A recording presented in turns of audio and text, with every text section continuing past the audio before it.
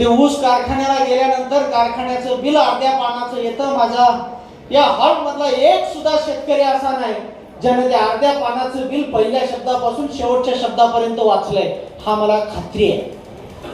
म्हणजे एका सुद्धा शेतकऱ्याला 12, 14, 16 महिने ऊसासाठी राबणाऱ्या शेतकऱ्याला अर्धा पाण्याचं बिल वाचत नाही. फक्त आकडा माहित आहे, निव्वळ वजन माहित असलेला शेतकरी या हॉलमध्ये उपस्थित नाही. हे कृषी प्रधान देशातल्या शेतकऱ्याचं वास्तव आहे. नंबर 3, सिंगल सुपर फॉस्फेट सारखं खत आम्ही 40 वर्ष झालं वापरतोय, पण त्याच्यामध्ये नेमकं काय घटक आहे हे 90-95% शेतकऱ्याला माहित नाही. हे कृषी प्रधान देशातल्या शेतकऱ्याचं वास्तव आहे. आणि आपण अशा शेतकऱ्याला 20 मिनिटांमध्ये आर्टिफिशियल इंटेलिजन्स टेक्नॉलॉजी सांगायचं किंवा ऊस उत्पादन तंत्रज्ञान सांगायचं सगळ्यात मोठं टास्क आमच्यासारख्या शास्त्रज्ञांसमोर असतं. शेतकरी मित्रांनो, मी ते तर सांगेनच, पण त्याच्या आधी थोडं मातीवर येतो. तो आपल्याला जमिनीवर आणणं गरजेचं आहे. आपल्याला वाटतं ही जमीन, ही माती आपल्याला आपल्या आजानं दिली, आपल्या बाप दाद्यांनी दिली. ही तुमच्या आमच्या मनातली सगळ्यात मोठा गैरसमज आहे. ही जमीन निसर्गाने तुम्हाला आम्हाला कसायला दिली. ही जमीन या पृथ्वी तलावर परमनंट आहे. या आपण पृथ्वी तलावर आपण तात्पुरते आहे. आपण 5-50 वर्ष जन्माला यायचं आणि 50 वर्षांनी मरून जायचं. आपलं एवढंच आयुष्य आहे. पण या निसर्गाने दिलेल्या मातीला कायमस्वरूपी तिथंच राहायचं.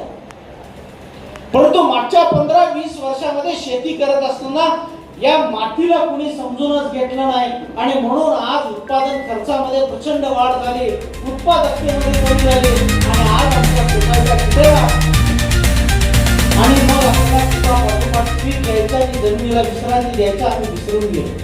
जमिनीची सुपीकता म्हटलं तर माझ्या सुद्धा आज 99% शेतकऱ्याला जमिनीची सुपीकता म्हणजे नेमकं काय हे माहीत नाही. मग जर आम्हाला जमिनीची भौतिक गुणधर्म माहित नसतील, भौतिक सुपीकता माहित नसेल, जैविक सुपीकता माहित नसेल, रासायनिक सुपीकता माहित नसेल, तर त्या मातीत आम्ही जे आज पीक घेतोय हे 100% अंदाजपंचे दागोदर्शी आहे. सगळा अंदाजी कार्यक्रम चालू आहे.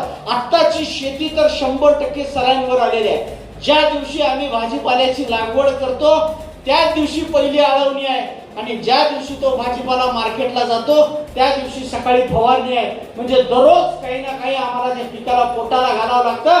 याचा अर्थ असा आहे की आत्ताची शेती सलाईनवर आलेली आहे.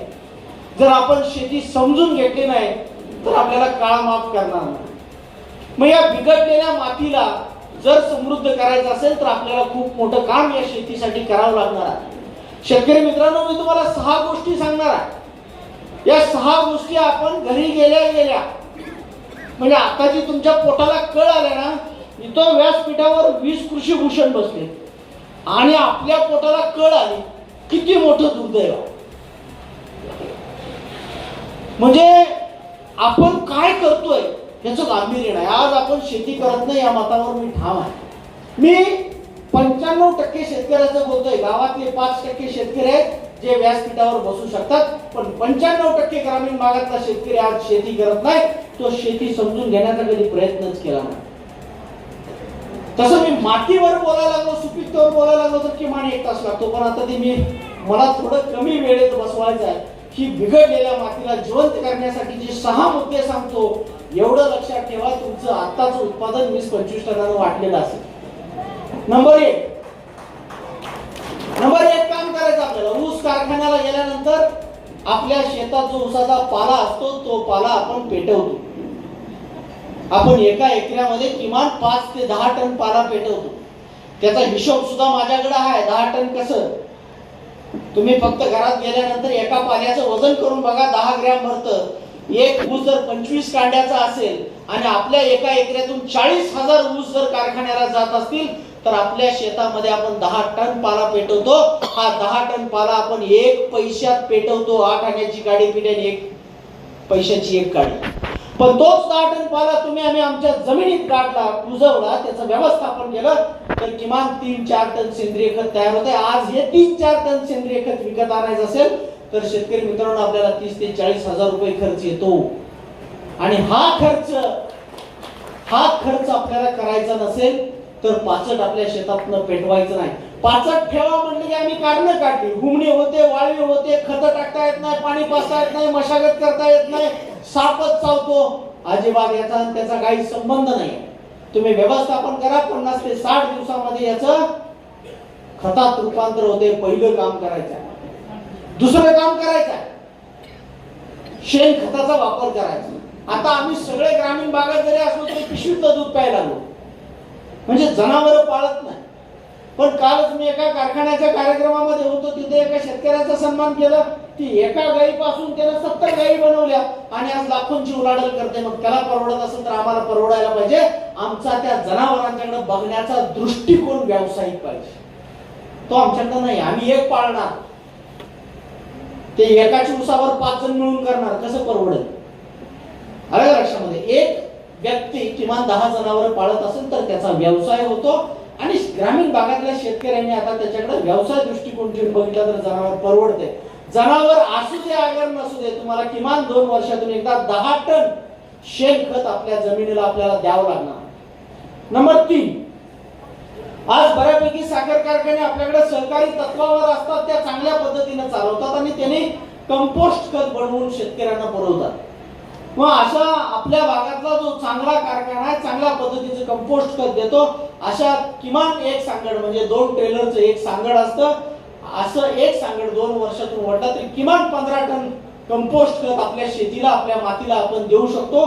एवढी क्षमता आपण आज निर्माण केली पाहिजे. हे 3 नंबरचं काम आपल्याला करायचं. नंबर 4, तागड्यांच्या हे सगळ्यांना माहित असलेलं पीक आहे, पण आता लावत कुणीच नाही. हे तागड्यांच्या न लावण्यामागचं कारण सुद्धा एकच आहे. काय? आम्हाला पीक निघल्यावर लगेच दुसरं पीक लावावं लागतं. आमची सोसायटी फिटत नाही. आमच्या घराचा उत्पन्न आणि आमच्या घराचा खर्च याचा ताळेबंद ग्रामीण भागातल्या 90% शेतकऱ्याचा बिघडलेला आहे. त्यामुळे लागोपाठ शेती करतो आणि आपण या मागच्या 4-5 वर्षामध्ये तागड्यांच्या लावायचं बंद केला. हे कृषी भूषण पुरस्काराने सन्मानित असलेल्या कुठल्याही शेतकऱ्याला तुम्ही विचारा, तागड्यांच्या 45-50 दिवसाचं पीक आहे, ते तुम्ही जमिनीत गाडला तर एका एकरामध्ये 6 ते 8 टन सेंद्रिय खत आपण आपल्या मातीला देऊ शकतो. एवढी क्षमता त्याच्यामध्ये. ज्या दिवशी लागण खोडवा निडवा कुठलं पण तुम्ही पीक काढता त्याच दिवशी रोटावेटर घाला, सरी सोडा आणि त्यामध्ये ताग लावा. 45-50 दिवसामध्ये 50% फ्लोरार आला. पण ते जर जमिनीत गाडलं, तुम्ही 51व्या दिवशी लागण करा. आज रोप लागण केलं तर कारखाना 1 महिना आधी नोंद घेते, म्हणजे तुमच्या आयुष्यातला फक्त 20 दिवस चाललाय. या 20 दिवसामध्ये तुम्ही 8 टन सेंद्रिय खत तुमच्या जमिनीत गाडू शकता. कमी खर्चामध्ये, खत पाणी लई करायला लागत नाही. हे 4थं काम आपल्याला करावं लागेल.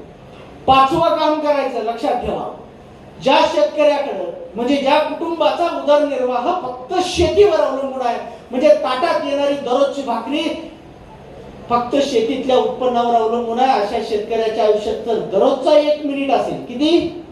1 मिनिट ज्या शेतकऱ्याच्या आयुष्यात वेळ आहे, तो वर्षाला 10 टन गांडूळ खताची निर्मिती करू शकतो. 10 टन गांडूळ खताची निर्मिती करू शकतो. एकच गांडूळ खताचा बेड तुम्ही कृषी प्रदर्शनात जे जाऊन भेळ भडंग खाऊन येता ना, ती इथून पुढे खायचं बंद करा. आणि त्या कृषी प्रदर्शनात अशी जे काही तंत्रज्ञान आलेलं असते, ते तंत्रज्ञान समजून घ्या. एकच प्लास्टिकचा बेड असतो, 12 फूट लांब, 2 फूट उंच आणि 4 फूट रुंदीचा बेड. त्याच्यामध्ये 60-70% पालापाचोळा, जनावरांच्या पायातलं पालापाचोळा टाकायचं आणि 30-40% शेणखत टाकायचं आणि दररोज 1 मिनिट फक्त पाणी मारायला लागतं.